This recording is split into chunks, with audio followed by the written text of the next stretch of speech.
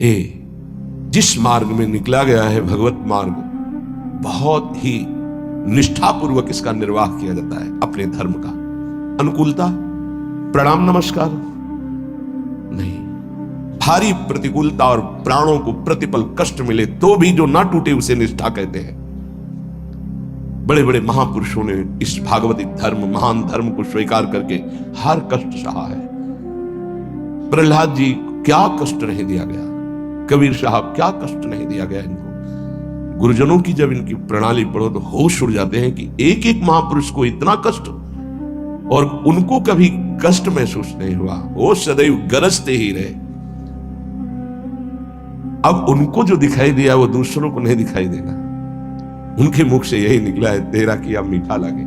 गजब, मतलब रोने के सिवा कोई भाव नहीं बन पाता, केवल रोना की।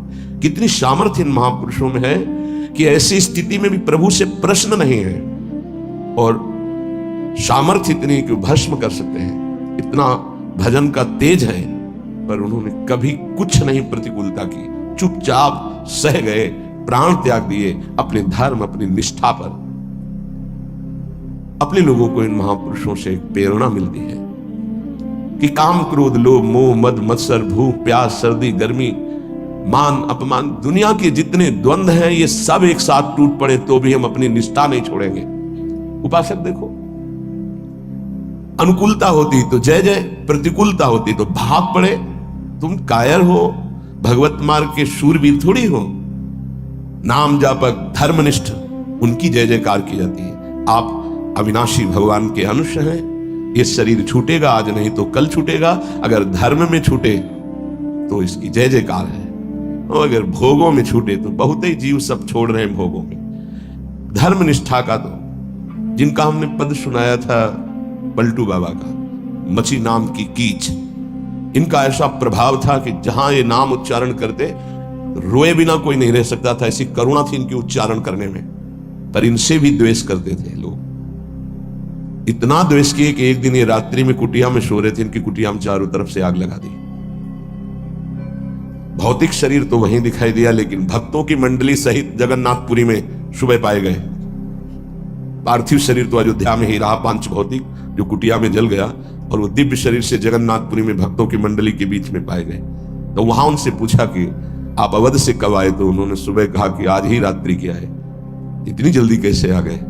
बोले अवधनाथ ने भेज दिया है। वहां पलटू नाम का जो शरीर था वो जल गया, तब पता चला कि दिव्य देह से भक्त मंडली में विराजमान।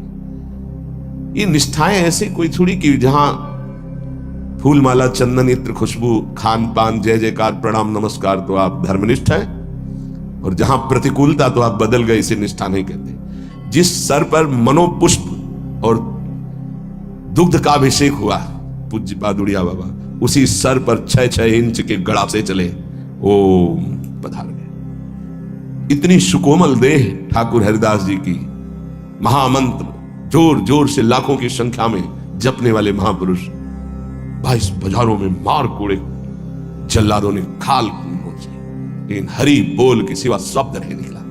इसे कहते हैं निष्ठा। यहां जरा सी कामना पूर्ति नहीं हुई, भगवान पर श्रद्धा हो गई, ये कोई निष्ठावान है? ये निष्ठा कैसे जागृत होती है? सिर्फ गुरु कृपा से। जहां गुरुजनों की महिमा पढ़ी तो गुरु कृपा से। गुरु कृपा का स्वरूप क्या है? जो नाम प्राप्त हुआ है, यही गुरु कृपा है। बड़े बड़े ब्रह्म ऋषियों ने, महापुरुषों ने एक ही बात कही है कि जिसकी विशेष कृपावती हरि की जागृत हुई हृदय में, उसकी नाम में श्रद्धा हो गई। बस ये बात पकड़नी है। ब्रह्म ऋषियों ने, महापुरुषों ने, बड़े बड़े गुरुजनों ने ये सार बात कही कि जिस पर हरि की विशेष कृपा, वो नाम पकड़ लेता है। चाहे जो आप साधना करते हैं, यदि नाम जप नहीं करते हैं तो वो रंग नहीं आएगा जो नाम जप से आता है। नाम जप, नाम कीर्तन समस्त साधनाओं की पूर्ति है। जैसे योग है, यज्ञ है, तीर्थयाटन है, और भी स्वाध्याय, तपस्या, इनकी पूर्ति है नाम कीर्तन और नाम जप से। यदि नाम जप नहीं है जीवन में तो विश्वास कीजिए स्थिति आना बहुत कठिन है। प्रभु के मंगलमय नाम का श्रवण और कीर्तन, यन्नाम श्रुति मात्रेण पुमान भवति निर्मलः तस्य तीर्थ पदा किं वा दासानाम अवशिष्यते। जिनका नाम यदि श्रवण करने को मिल जाए, गायन को मिल जाए, तो हृदय निष्पाप और निर्मल होकर भगवत प्राप्ति हो जाती है। फिर जिनके हृदय में भगवान का दासत्व जागृत हो चुका है और वो नाम स्वाद ले रहे, उनकी महिमा का क्या वर्णन।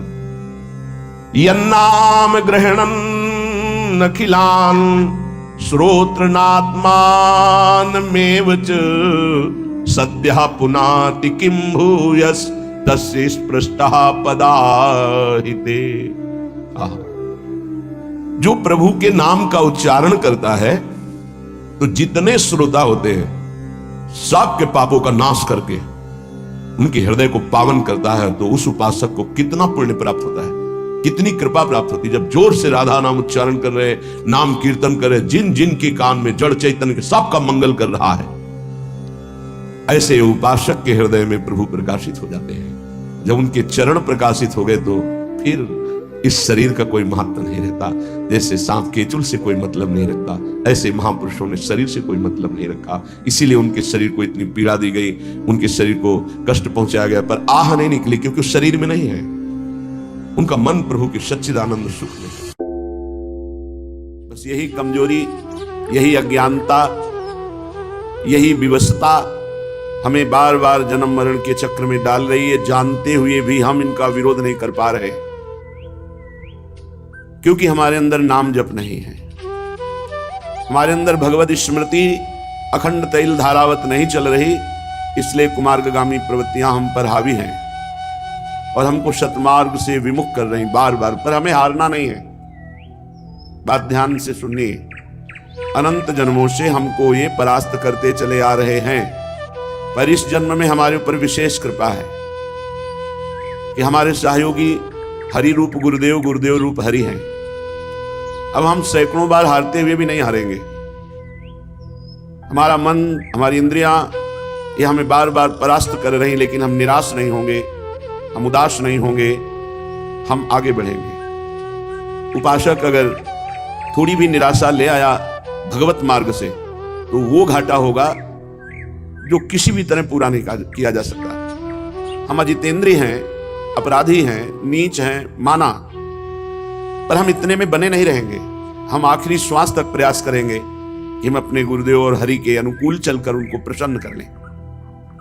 कैसी भी विपत्ति आवे, कैसी भी परिस्थिति आवे, साधक को उत्साहहीन तो कभी होना ही नहीं। ये हमारी प्रार्थना मान लीजिए, क्योंकि ये साल दो साल का खेल नहीं है, ये अनंत जन्मों से हमारा गलत अभ्यास रहा है।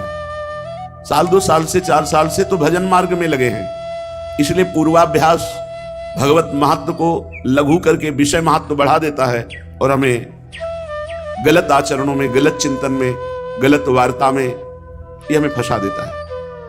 ये बड़े बड़े ज्ञानियों की बात कर रहे हैं, अपने तो अज्ञानी हैं।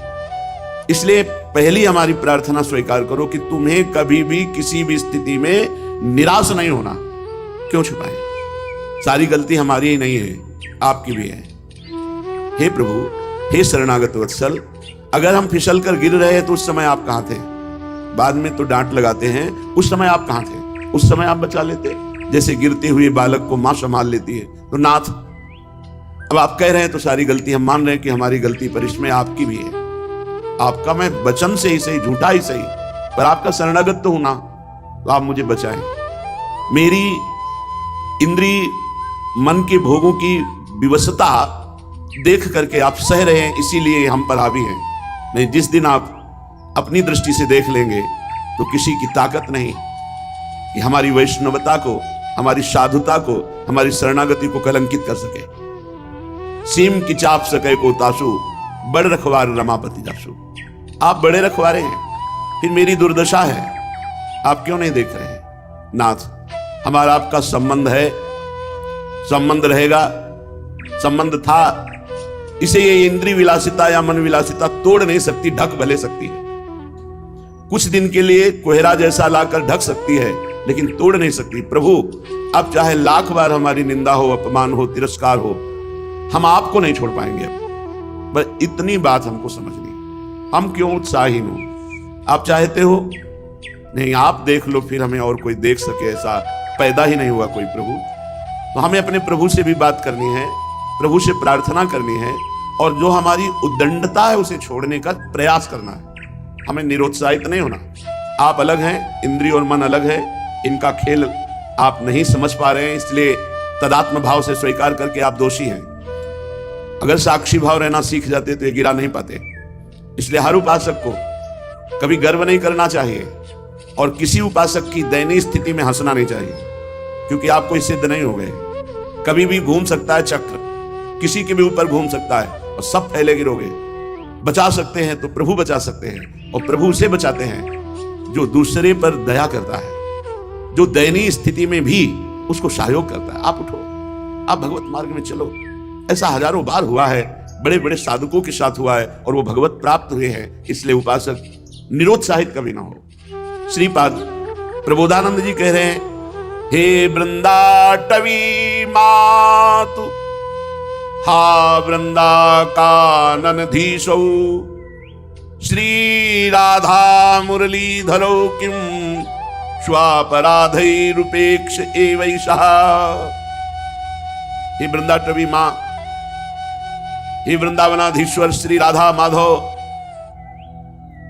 मैं कैसे आपसे प्रार्थना करूं, बड़ा अपराध करने वाला हूं, पर इतना मुझे पता है कि आप हमारी उपेक्षा नहीं करेंगे। ये बात मैं कैसे आपसे प्रार्थना करूं, बड़ा अपराधी हूं, नीच हूं, पर मुझे इतना भी पता है कि मुझ अपराधी नीच की आप उपेक्षा नहीं कर सकते।